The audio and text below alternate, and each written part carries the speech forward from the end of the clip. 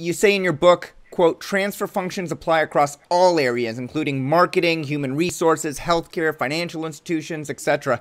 Can you give me an example of a transfer function that you helped create at an organization that related to, say, human resources?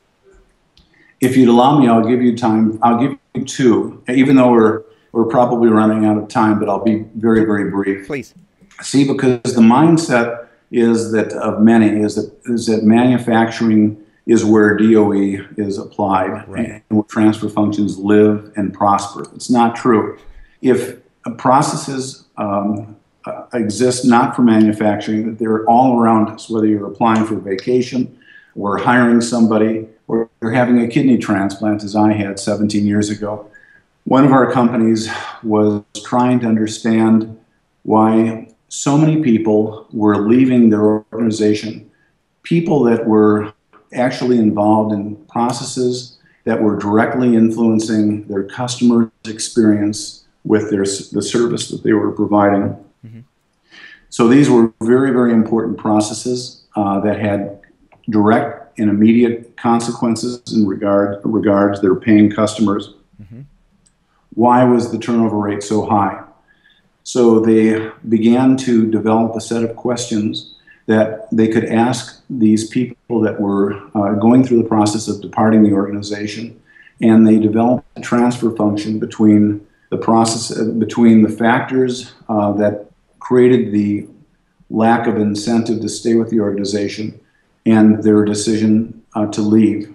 And the results of this transfer function were such that they found out that the official reason for leaving was very different than the unofficial reasons for leaving.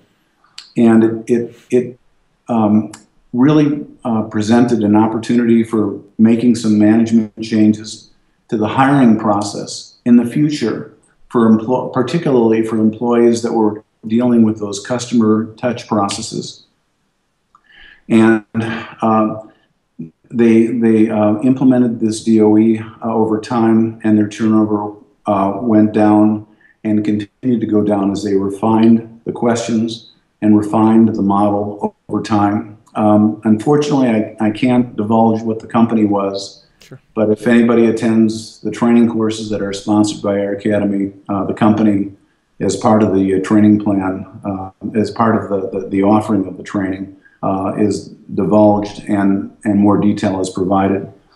So just so I understand that example, Lee, so you were looking at your output variable as the turnover. People were leaving, and you could measure it as a percentage of the entire employee population or some other metric. And then you executed a survey that gathered factors that could be influencers to that output variable. And then every time somebody left, you got another piece of data. And over time, that allowed you to model the transfer function for that output variable?